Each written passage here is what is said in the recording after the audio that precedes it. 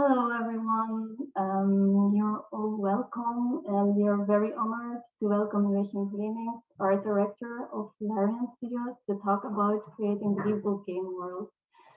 We are very curious about this topic, and I will ask Joachim to introduce himself a bit. Hello, everyone. I'm Joachim Vleminckx. I'm currently working as. Wacht, kun je dat muten? Sorry. Sorry. He's sitting next to me. I'm currently working as art director at Larian Studios, working on Baldur's Gate 3. I was asked to give a little presentation about how we work and how we create believable worlds for games. I will start by telling a bit about myself, and then afterwards I will jump into my presentation. I started my career.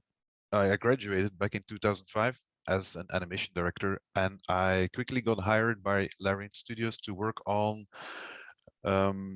Divinity 2 Ego Draconis. That was an old game back in the day. It's about, I don't know, 17 years ago by now.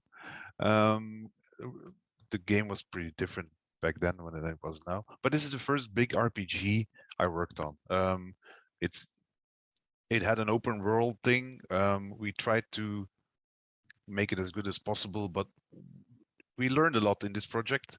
But it's only after we started on the next project that Larian Studios had more success. On this project, I worked as an environment artist. I worked on characters. I worked on animation. I worked on effects. I worked on everything. But gradually, through the projects I started to get more specialized in what I was doing. And then eventually I ended up doing art direction. The project that we got the most success with was Divinity Original Sin 1, which was a top-down RPG, which won a lot of prizes, but the team was still relatively small. I think we made this with 30, maximum 40 people working on this game. I mostly worked as an environment artist on this game. Everything, houses, everything that was world related, I did. Also, yeah, menu screens and all those kind of things I was working on. After this project, which was a very big success because of the gameplay mechanics that we introduced, I asked to get more involved with the art direction because I felt that these kind of cartoony figures that we had back then, they were not really my kind of style or the thing that would interest me. So I got the opportunity to do the art direction on Divinity Original Sin 2, and I started pushing the project more. It's still a bit cartoony, but more into the realistic kind of approach of the world. It's still a kind of top-down game where you have party-based tactical combat combined with dialogues and storytelling. A lot of storytelling gets involved in these role-playing games as we create them. So that was the start of that. This was also a very big success. I think we got in the top 100 best games of all times. I think if I go to, just not to brag, but this is if you go to game, was it Metacritic? And you type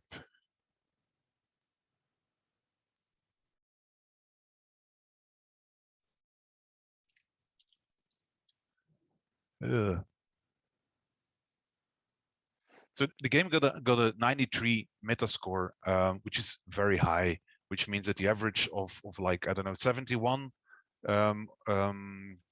reviews came out positive, which proved that our game kind of all the mechanics we have going on and everything together, storytelling, graphics, effects, gameplay, everything falls together, and people really seem to appreciate this kind of games that we're creating. So we're now trying hard to get that further. Larian Studios grew a lot. When I joined, there was only like 20 people, and then on Original Sin 2, we already started to Larian Studios started opening studios around the world. Like we had an office in Quebec, in Canada, but we grew even more during the production of Baldur's Gate 3. which brought us to, like, right now there's Larian Studios has studios in like 7 countries, and there's more than 400 people working on the current game, which is really a lot. But it really shows the curve of quality that we're trying to get with these type of big productions. So currently we're working on Baldur's Gate 3, which I just had shown here. The game is still in production, but it's already released in early access, which means you can already play the game in its current state, the first part of it, but you can't play the full game yet. So the content I'm going to show is more related to Baldur's Gate 3 and how we created and how we build from the tools that we had back in Divinity Original Sin 1. We're still building on the same tools, but it gets better and bigger and more advanced technically as well, what we're trying to produce. All right. So I wanted to talk about creating convincing game worlds. One of the first things I like to think when I'm working on game worlds is that the worlds need to be immersive. So you need to. There's a specific term that applies to movies as well. Is the suspension of disbelief, which means that whatever even fantastical things that you present to the viewer, they need to be believable. People need to understand that the logic in the game world makes sense, even though it's fantastical or doesn't make sense in the real world. But it's very important to achieve that, because it's easily, when some movies don't work, like even some movies don't work if you don't believe what characters are doing, if their motivation doesn't seem right, if a bad guy suddenly does good things without any motivation, it doesn't work. So it's always very important to get all the details right in both character storytelling as world design. I found a few simple examples to show what I mean by that. For example, oh, wrong folder. There's a game, Assassin's Creed by Ubisoft. The game is very realistic, like super realistic in a realistic world, realistic story. But one of the game mechanics of the game is to collect feathers. For example, you're exploring the world and you find a feather and you select it. And it has nothing to do with anything else. It's just a game mechanic. So this kind of thing is a good example of something that doesn't work, in my opinion, as to get immersed in some kind of environment. The other thing would apply for example, if you look at Mario Bros, you would say he's jumping around collecting coins, and this is very believable in this world. So I can perfectly understand. This doesn't raise any questions for me. So it's very important, depending on if you create a game, if anyone's here that's about to create a game or even a movie, that whatever world you're presenting, that it makes sense. That all the things that you're introducing are believable within the game world or within the world itself. So if you have these kind of coins, super modern, like super realistic game where you collect coins and jump around might not feel right, if you know what I mean. All right, so I'll jump further. I have the game running normally. Let me have a look. Wait, I'm jumping ahead. We started working on Baldur's Gate 3, which is a big title for people who don't know it. Baldur's Gate 1 and 2 used to be very big 20 years ago, and we got the opportunity to do the new game, the third one. If you look for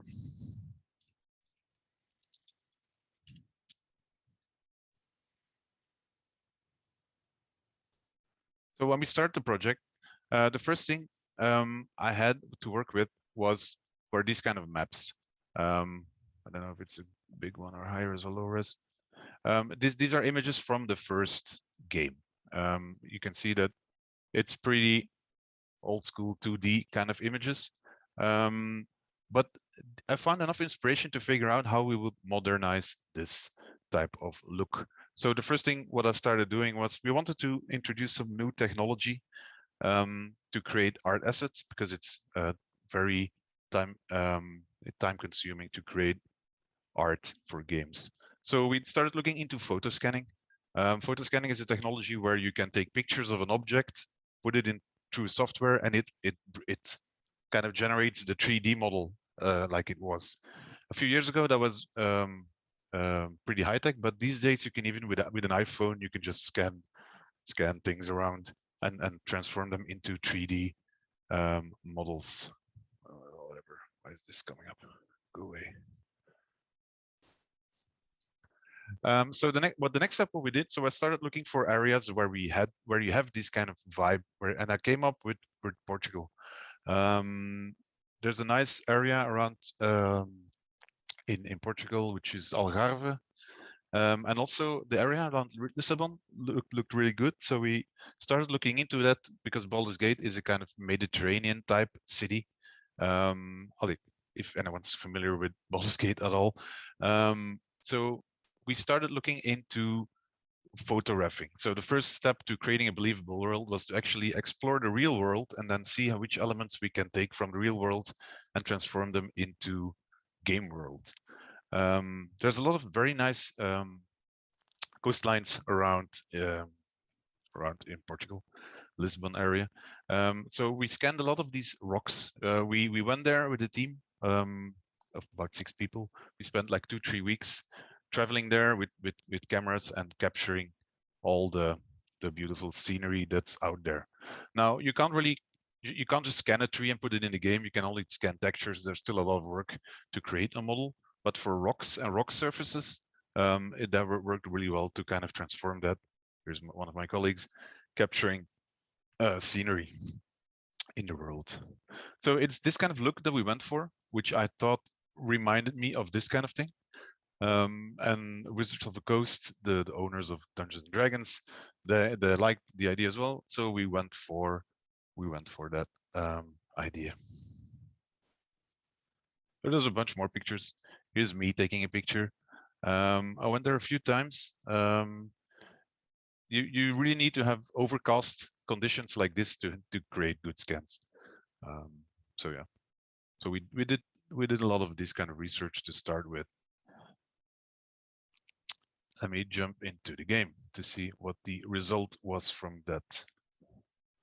So when you wake up in the game, I'm pretty sure this is going to be a very low frame rate for the presentation, but I'll try not to move too fast and see if it actually runs a bit for you people at home.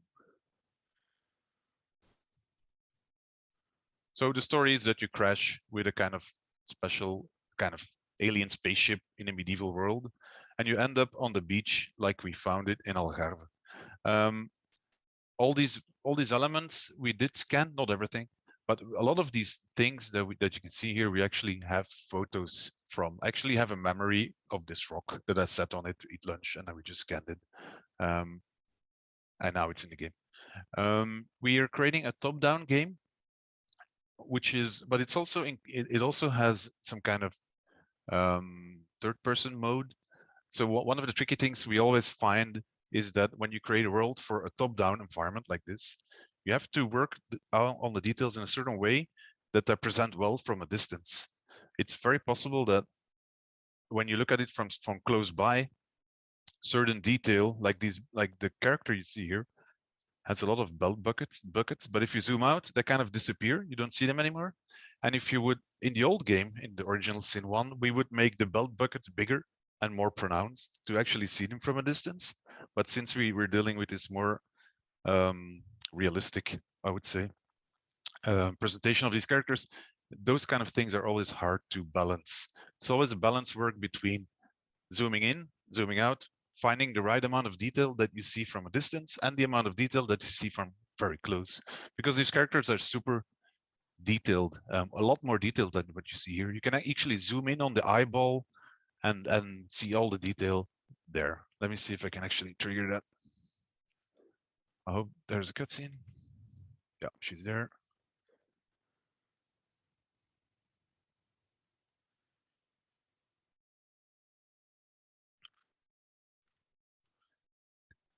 So the believability of these things is that in the beginning we didn't have like cinematic images at all. Cinematic dialogues. The dialogues were all just text on screen. But now we make the transition to doing full everything in the game is fully voiced and fully made cinematic. So all the principles for whatever regular movie you would make all apply to this kind of thing. There's a lot of text in the game. There's like 80,000 lines. So we rely a lot on automated solutions that kind of automatically position cameras, lights, shots to figure out how this can work. See if I can get her to follow me around.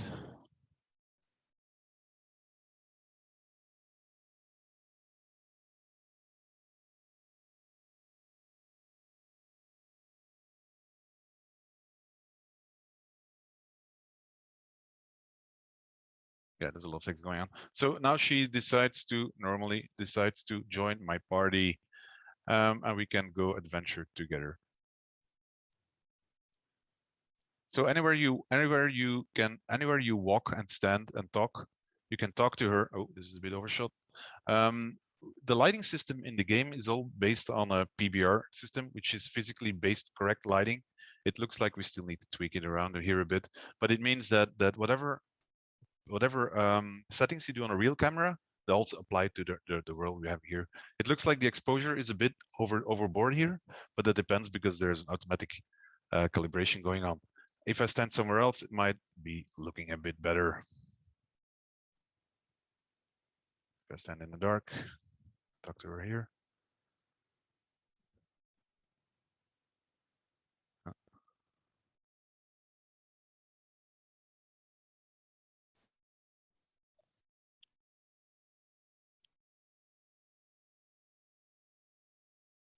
So before we create these worlds are populated with a lot of assets and objects and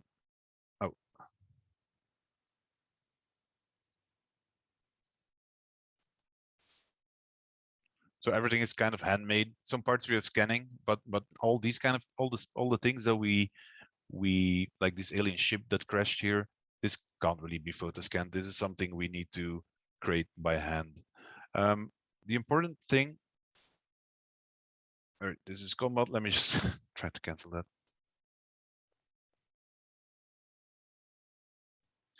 If it doesn't crash.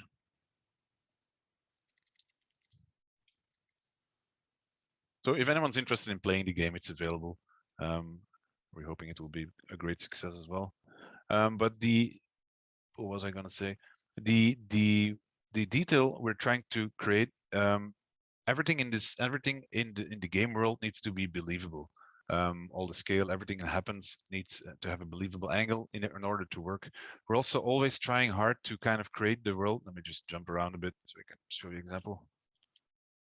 If I can get up there, I'll just cheat a bit.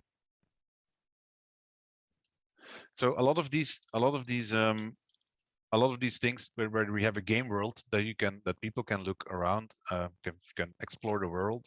We're always trying to kind of create a bigger world that's around you. You have the idea that you can explore a lot of stuff, but even you can't go anywhere. But we still like to have the player believe that he can. So we always have this idea that he's living in a way bigger place than he actually is living in, is playing in.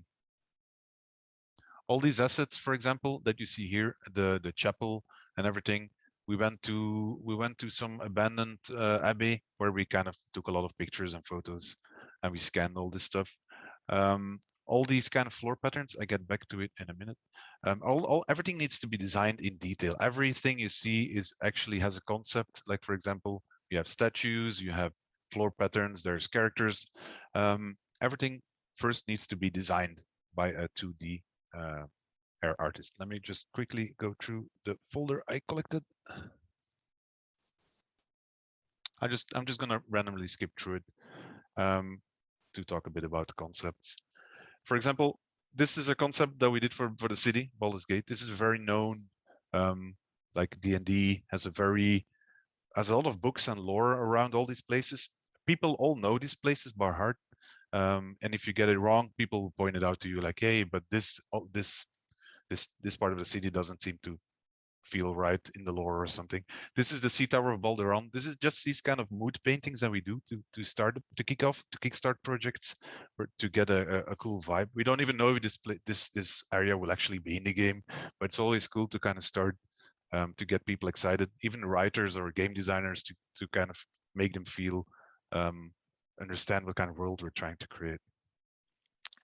Like I said, every asset gets a concept art started out with. This is, for example, where we try to design goblins and how the feel should be. Like we said, we want them all to be like this kind of dirty kind of, yeah, how do you call this? Brutal kind of vibe that we wanted to give them. So a whole lot of sketches get made. Not everything makes it to the game, but it's very cool to see concept artists come up with all these kind of little ideas of constructions and how we deal with it. A very important aspect of creating these is actually trying to make it feel believable. Like even if it's fantastical world, laws of physics still apply. So you still need to see if you can make a logical construction. It can't be flying bones. You always need to figure out how this would actually function in the real world. So that's a lot of attention goes to that. Like for skulls, if you put skulls on something, skulls are hard because if you make the object bigger, the skull will become too big because your skull always needs to stay the size of a character skull. So that's kind of hard sometimes. Just an example of a little thing, but it all needs to be first pre-visualized for it to be built in 3D. And all these assets we can't really scan. Like lighting and mood and color also comes into the picture. So every dungeon or part of the world needs to be concepted with mood sketches like this. These help a lot to kind of get you the mood of the mood of the journey. So we always want to start, like as I showed earlier, in a bright and sunny environment. But when the deeper you go in the game, the more dark it gets. We also want to go for, you start with kind of realistic like things, but the deeper you go into the game, the more fantastical it becomes, the more crazy caves with mushrooms or stuff like this it will end up. And same for characters. Characters also need to look very believable. These are some early sketches. I don't think we actually made these guys like they are because we have a lot of technical limitations on how we can present these characters. But these are the mood sketches for the characters that we had in the game. So all the elements, everything's always based on historical costumes to start with, but we always try to find a way to mix cultures or time periods to make it some kind of fantasy vibe. The concepts are a bit randomly put together, so I'll just talk about a bit of them in detail separately. So this is, for example, an early concept of a dungeon. I will show you in a minute how we deal with making the world, how to make it modularly, so we can, from one element, we can create a whole temple. I don't know how much time I have left because I still need to jump to my listing. Like what I was showing, everything needs to be designed, even the little tiles that we were looking at earlier, doors, everything needs a specific design. Chests. The game is, because it's an RPG world, it really has a lot of assets that we need to create to have all these different parts of the world render believable. I can't show you everything, but I'll show you a bit more in a minute. Quickly skip through these. Like these kind of areas, this is not in the game, but some part of it is. So it grew into something else. Eventually it became some more like this of a cave. But this is the journey we're going through, exploring what we want this game to feel and play like.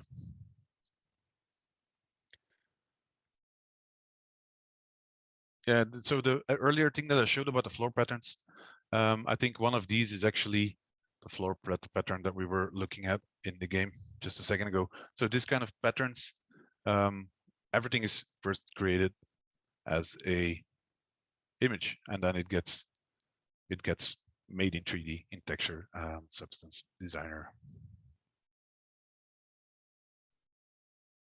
So mood sketches, color mood sketches from the world.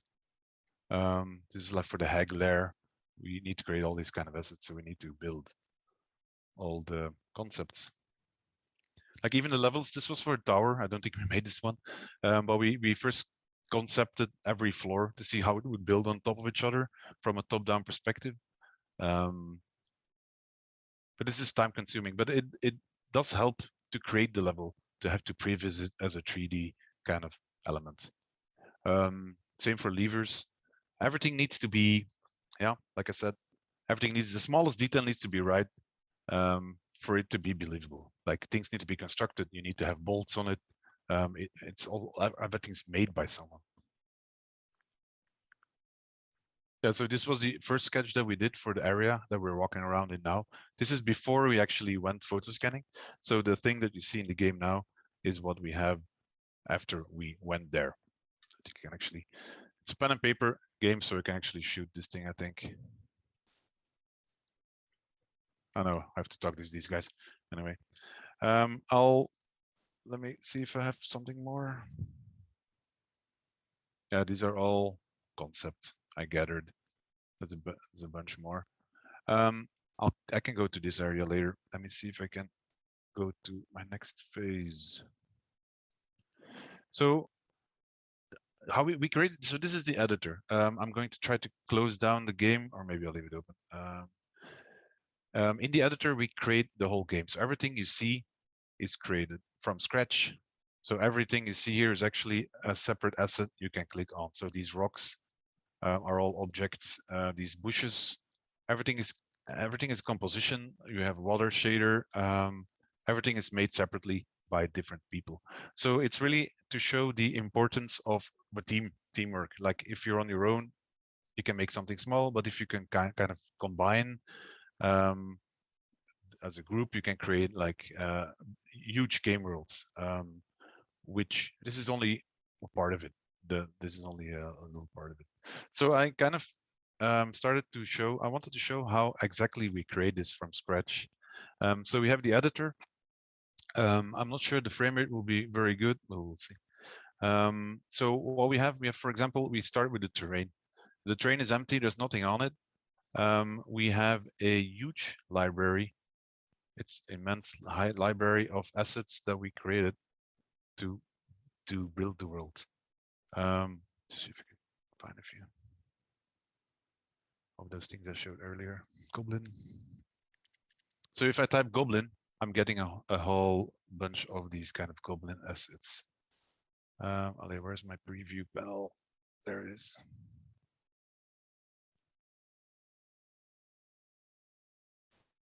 So this editor is created in-house by the programmers.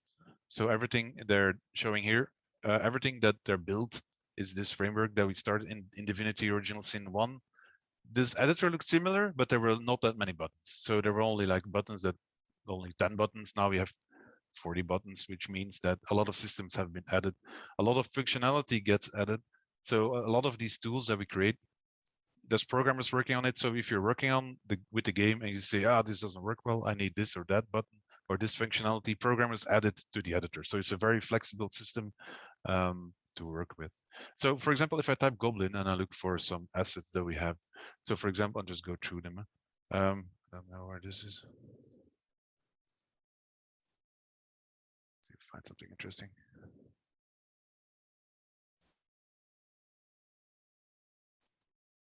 That was the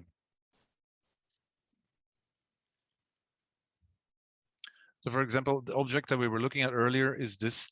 This is the object that we created in 3D as an object. So this is a cool object to create to use in my scene. So I guess I'm just gonna drop it in, see how that works, how that feels. All right. So this is the first step. I have all these objects. I can go to sandstone, stone, cliff. You have like a very large list of different type of sandstones. I can see if I can find the first one. So this is one, for example, that we scanned. This is also a part we scanned.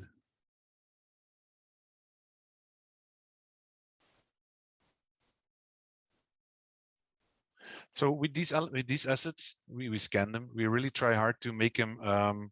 There's a bunch of tricks we need to use that we developed to make all these things blend together. I think if you see, I'm not sure if you see it on these ones. No, it's the other one, sorry. I need to find the height one.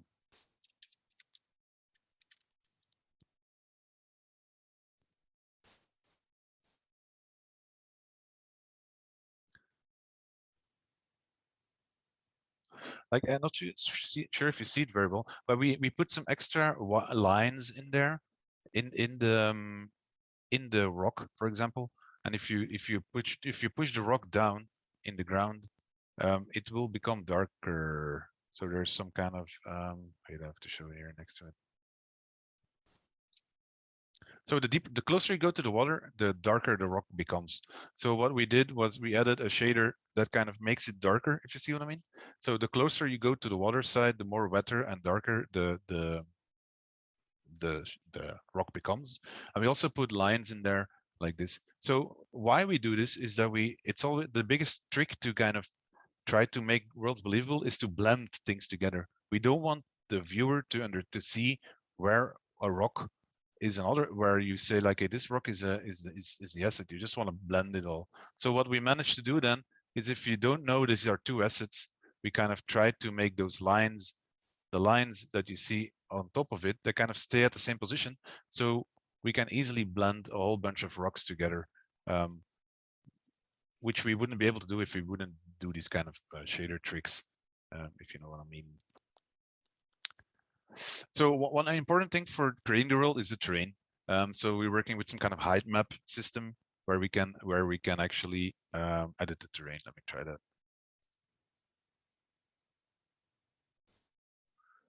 So we can make terrain higher. The base terrain already has some textures on it. This is the first step of game creation. So I can say, okay, I want this here. I want some rocks, and later on I'm gonna add some. I will add some river here. Let me see. I'll do this, and I say this will be my river. If I then let me just steal that object from here. That's gonna be the fastest.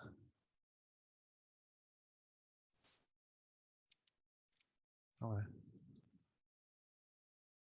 to find a pivot.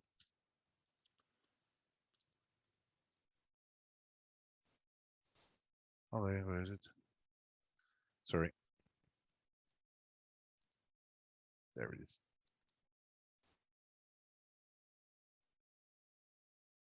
Just for demo purpose, I just add this river here.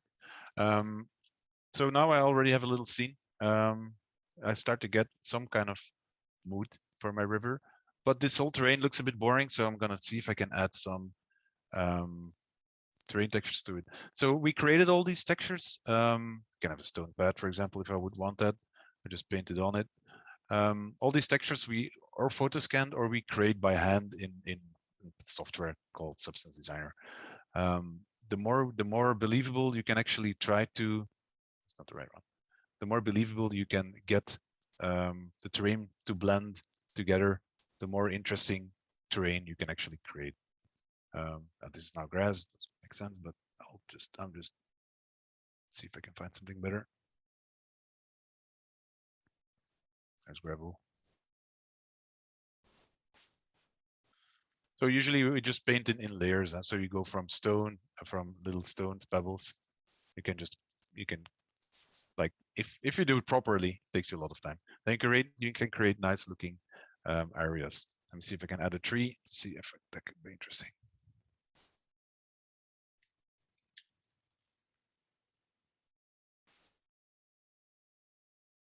Let me add a few trees.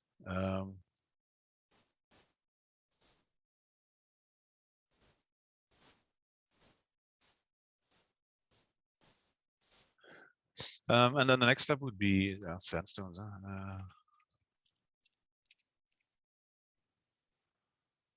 one.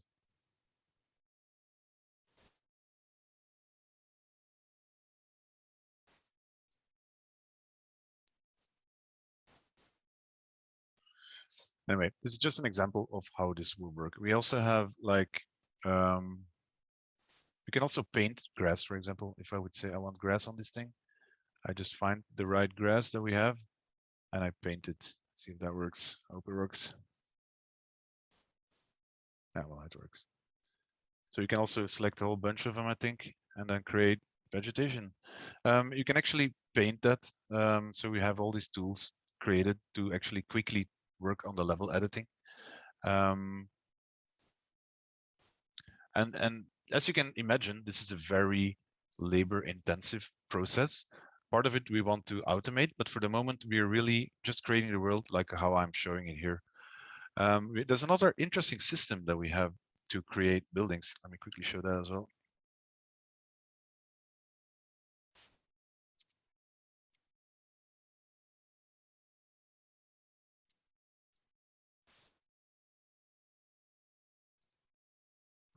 For example, we can, if I now wanted to create a little house in here, I can drop a wall tile set. I can drop some points, and I can actually create that world. I can create that building. The cool part of this is that I can say, I can want this. I can make little rooms. I can connect things together. See if that works. Yeah, it does.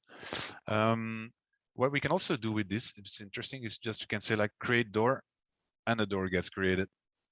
Obviously we need to create all these assets, but once we have them in the editor, we can really create in very interesting kind of things. Create window, and then we can even do variations on doors. Wait, it's another button. We have a lot of these, and then you can just scroll through until you get the right variation you want. I think we also have broken variations of everything. We have a lot of these styles that really a lot. I can't show you everything. Some things have not been released. But there must be something I could show. Let me see.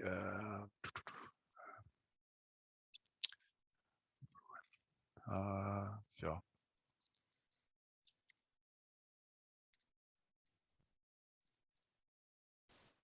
And crash. Yeah, so developing tools is a bit tricky because sometimes the editor just crashes. Luckily, it didn't crash right now. But yeah, you can even copy things easy around and make another floor. Yeah, all these kind of tools is what we use. So that results in, let me quickly go to rule and see if I can skip through some things that we did. Let me just see if I can get a God mode before I die.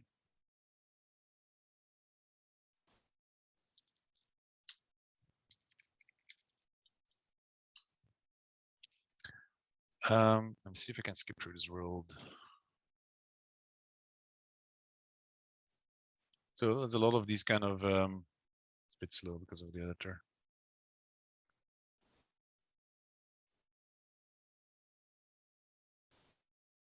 Ah, cutscene starting.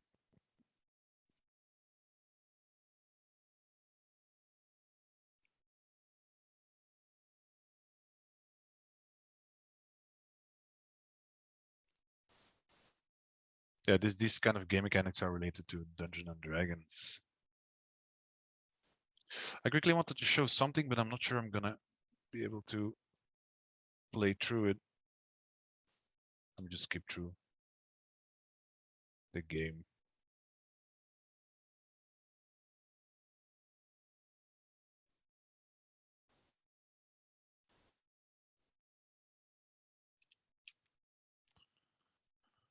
Yeah, sorry, the game is stuck. All right, let me see if I can.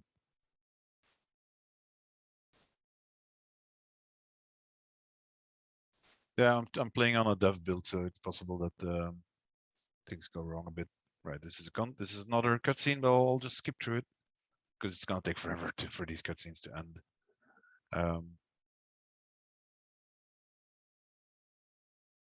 So all these things are being created by huge teams. There's a cinematic team of 40 people, I think, working on this game. The art team itself is about 35 people plus a whole bunch of freelancers that help out on it. There's an immense amount of things that are being created. Everything is customizable. Players can choose what they wear. They have endless variations of heads. I can actually talk about this game all day, but I'm just wanna. I don't know if I have a lot of time left. Let me try to quickly skip to the last thing I wanted to show. See if I can get there. So the concept art that we were watching earlier kind of resulted into this, for example, which is like the Druid Grove, which is a little area connected with a cave where a lot of these kind of refugees are living in.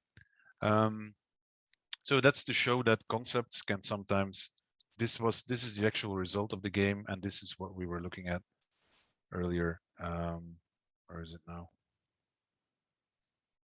Yeah. For example, this area was this, and it developed into this. But I'm a bit looks like I'm running out of time. I'm open to any questions that anyone would have about what I've been talking about just now. Yeah, I do have a question. Should we ask later when you finish, or? Well, I'm kind of finished for now.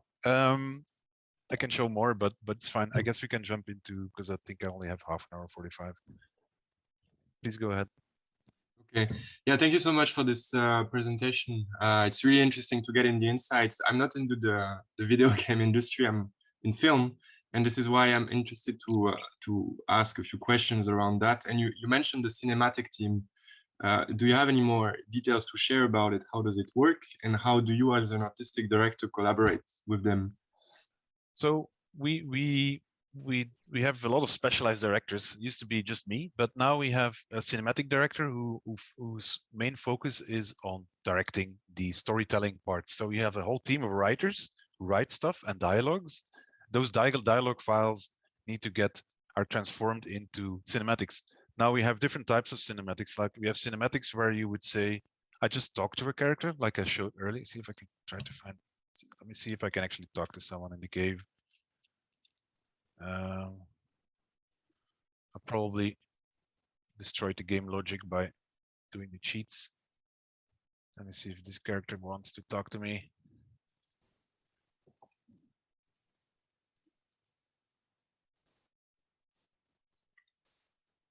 So these kind of nodes are mostly automated nodes because there's so much going on in the world. These we call kind of bronze nodes, but we also have gold nodes where we spend a lot more attention on when there's combat or special events happening in the game. That's where we also pay more attention on lighting. Like the lighting in here are all used by automatic systems. This is kind of a tricky zone because it's a cave, indoor, outdoor thing. But normally there's a lot of the game. Sometimes you have very, very pretty shots of people. I think if you talk to, I guess this guy is in the it might be better. So it really depends a bit on where you are if you get a good looking scene or not.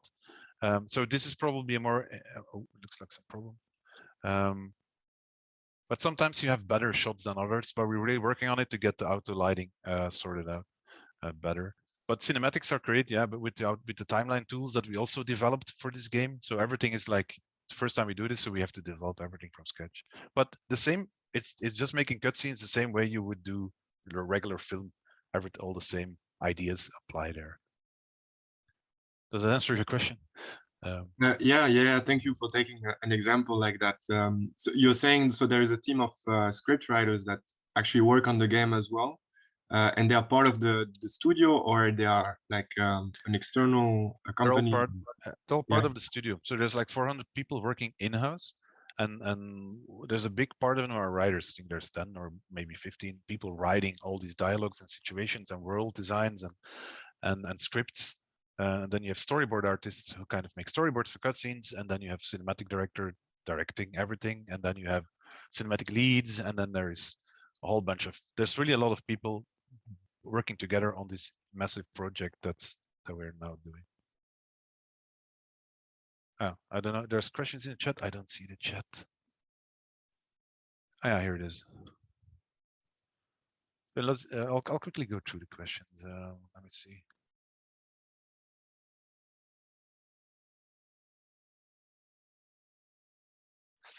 Can you tell me your process with your team? So what I'm doing now currently is more overseeing the whole project from the art point of view, which is dealing with what characters look like, what environments look like, mostly by driving the concept art team, but I'm also working on lighting and on environments or ideas in general. There's a lot of meetings that I go through because the meetings go from talking about UI, talking about customization options for the characters,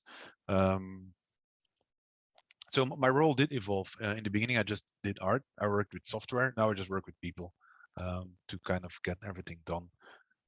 Because you need there's a lot of management. The more people you get on the team, the more management functions you start to get. So there's a lot of producers taking care of the production. I just mostly take care of what things supposed to look like. Like we say, this character Will, for example, my character I'm playing with, he went through a lot of steps of developing his character and what he looks like, a bit like what we had here on the wait, where is it now? So we have, these are the characters we have: Astarion, Gale, Lysel, Shadowheart, and this is Will. So this is part of their backstory and everything. So everything that you see here is what we developed. Like, he needs to be a bit of a Toreador vibe with his sword and his pose that fits his character, and his devil mistress that kind of guides him. It's all these kind of things that I'm dealing with, for example.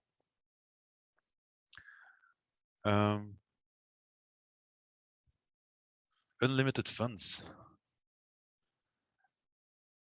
Imagine. That's a hard question. It's probably going to be a game close to this, where you get a lot of options and you can do whatever you want. I kind of like there's some things that I like about. I'm not sure I want to do a top-down game anymore. I've done that for 10 years now. I really want to try something that maybe it's first person, that you can look around. Maybe it's VR and you can even investigate all these worlds. The more immersive you can get it, the better, I think. So that's important for me, to kind of get it. So yeah, I guess a VR would probably be the most immersive you can get it. If you get a super fantasy world with super details and you can walk around in it as it is real, that's probably the coolest thing I would try to develop, if your head wouldn't spin from wearing that stuff. Yeah, future games, that is super secret, because we don't know yet ourselves 100%. So we're still focusing on finishing Baldur's Gate 3, which is, we had a bit of setbacks with COVID and Russia, but we're starting to get there. So we need to focus on this game before working on next games. Unless anyone has another question, I'm happy to answer. I do have, if no one else has. That's fine. Okay. Not that much people here, so. Yeah, I was curious to know if any of the video games you worked on have been also explored in a transmedia aspect, meaning has there been any film or other content related to the universe that was related to the game, or did it come from somewhere else and then was developed into a game? So what we're working on is based on a D&D, so it's Dungeons and Dragons. We did work with a cinematic company that did our cinematics, the intro cinematic.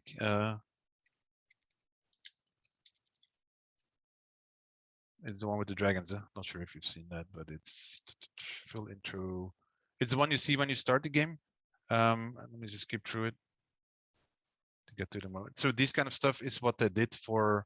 That's an external company that worked with us in the beginning. That really helped us to push the quality of the game as well, because we are actually almost able to reach this type of quality that you see here.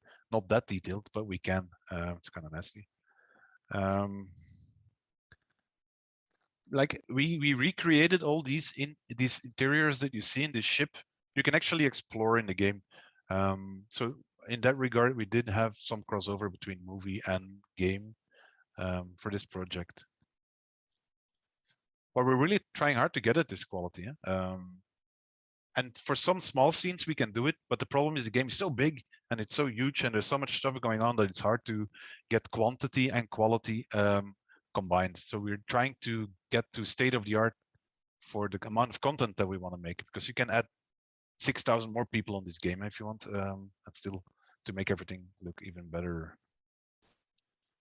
But feel free to try out the game. It's an early access and you can explore it in all its glory. Yeah, so this is the kind of character creation that we're having now, which is a lot of customizability for all those races that you can pick.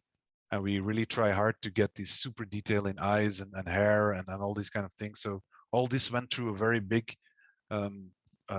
creative process to improve it. Like the first models we had really didn't look like this. The hair was looking weird, and we really invested a lot of time and effort into creating believable characters, render them in believable ways.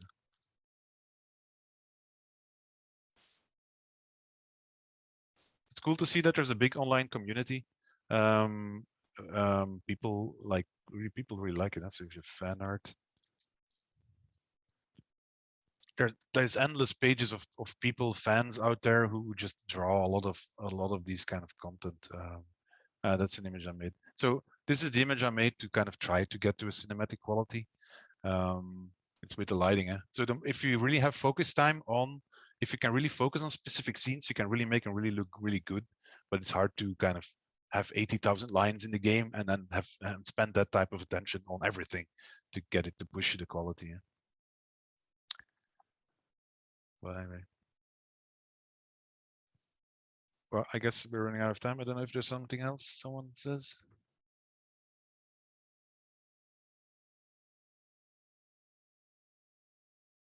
Yeah, it's a lot. We're now working with 400 people in the game. Not for 4 years, but we've been working on it for 4 years. So I don't want to do the calculation of what that costs.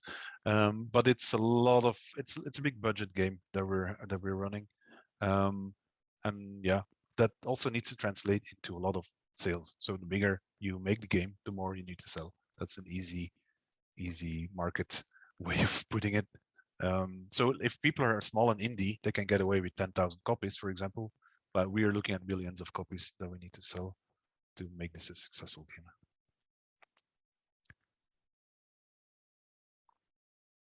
Anyway, I guess this will conclude my little presentation because I need to get back to work. I have some meetings lined up. Thanks so much for joining. And I guess I can do more presentations if you want and prepare better. All right. Thanks, everyone. Thank you. Bye. Bye-bye. Thank you. Later.